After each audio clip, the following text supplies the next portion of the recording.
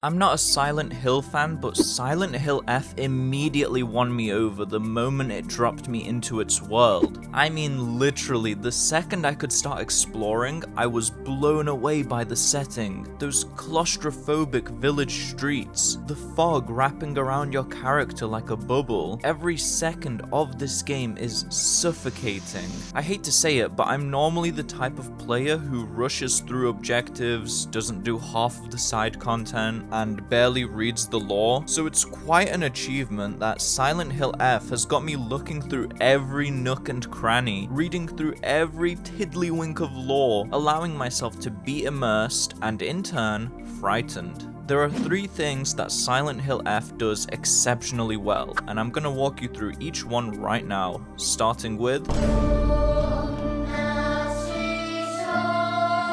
the first thing that hit me about the newest entry was the world. Look at these narrow streets, this weathered architecture that's brimming with culture and history. Silent Hill F is set in this fictional Japanese town called Ebisugaoka during the 1960s. Turns out that the developers actually drew heavy inspiration from a real-ass place called Kaneyama in the Gifu prefecture. You're gonna hear me slaughtering a lot of pronunciation in this video. Something weird I felt while playing this new Silent Hill was this strange fake nostalgia for its rural town. I felt the same way while watching Studio Ghibli films, seeing that distinct style of architecture, those shrines, the Japanese countryside. Even though I've never been there, I've always had that feeling of this was a place I visited but forgot about as a kid. It's strange, and I'm hoping you can relate to what I mean, and that it's not just me, because then I'll sound completely off my gourd here. Now, combine this feeling of nostalgia for this peaceful village with horror elements, and you've got yourself something special. I consume some horror stuff now and then, but Silent Hill F really unnerved me. My mind has always associated rural Japan with peace, stillness, and simplicity, but Silent Hill takes that and throws it all away because this world could not be further from peaceful. The traditional architecture creates natural claustrophobia, making you feel trapped within its narrow streets, which both raises the intensity and the difficulty. The maze-like structure continues with all the verticality and layering within the center of the town, having to cross tight bridges, go up steep stairs, escape buildings across rooftops and on ladders. No matter how high you go though, this town makes sure you always feel stuck.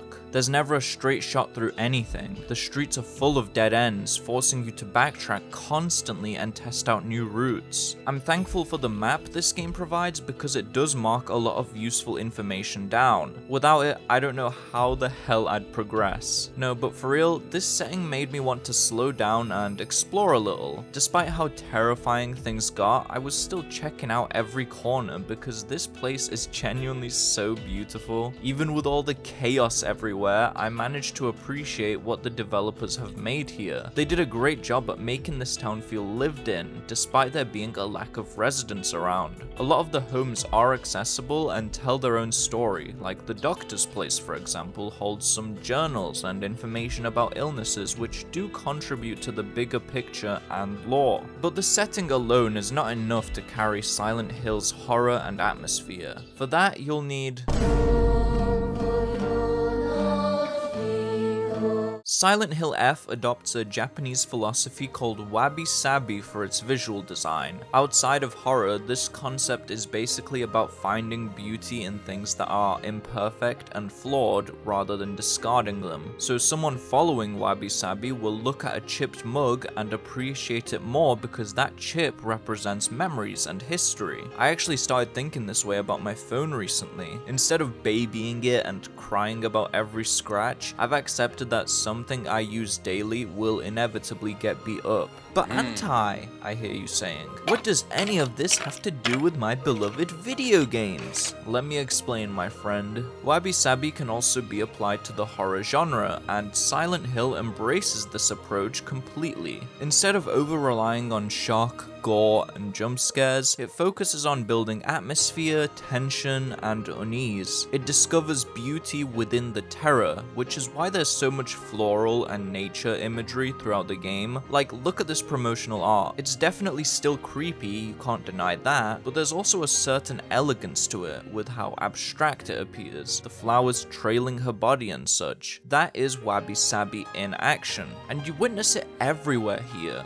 The weathered environments, the lived-in homes, the fog, the plants, the flowers that melt any flesh they touch, the nature gradually reclaiming the town. There's perfection in the imperfect, and that imperfection creates its own kind of horror atmosphere. Let's talk about that fog. It's one of the first things you notice about the visuals, this dense mist giving you tunnel vision and creating boundaries for you as the player. It's a brilliant way of keeping the visual design natural while also heightening the mystery and tension.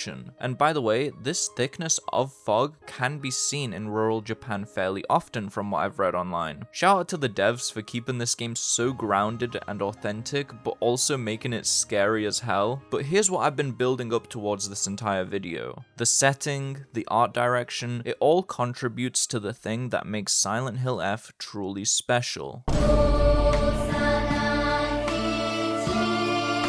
Something that stands out to me is how consistently brilliant the sound design in Silent Hill F is. It's a game that isn't afraid to be quiet, to let the silence settle in. A lot of the exploring you do will be accompanied solely by the sounds of your footsteps. Or wait, are those actually your steps? This is a genuine thought that kept popping up in my mind during my playthrough. I don't know if I've ever had a horror game make me second guess sounds as much as this one, and there's a good reason for it. This moment, for example, which made my heart burst out of my chest with fear.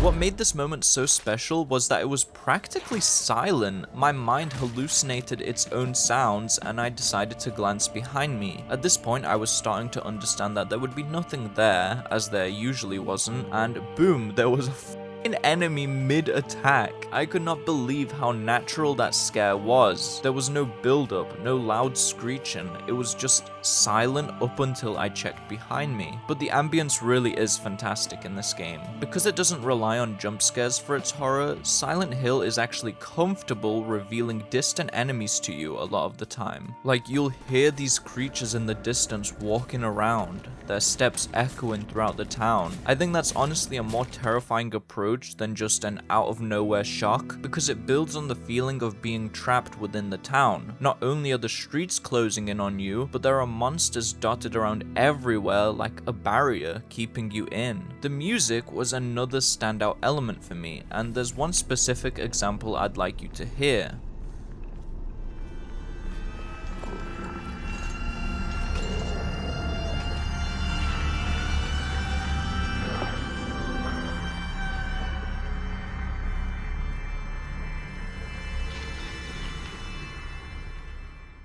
It's such a primitive but disturbing sound. Like, there's no complexity to it, but that's what makes it resonate so deeply with me. Those high-pitched horns that sound almost like they're screaming. Bear in mind, a lot of this game is in dead silence, so hearing such an effective track like this out of nowhere, it put the fear of God in me. I also associate this track with the Japanese folklore presented throughout the game, and I think a lot of those spiritual elements combined with this rural 60s town creates such an interesting concept and atmosphere. I think this new Silent Hill entry is really special, and it's definitely convinced me to check out the other games in the series. Playing F has shown me just how far a strong atmosphere can carry a game, because while it doesn't have great combat, Silent Hill F is still, in my opinion, a fantastic game. And that's all thanks to the setting, visual design, and atmosphere working together in conjunction to craft such a spooky experience. Horror game devs, take notes. So what do you think?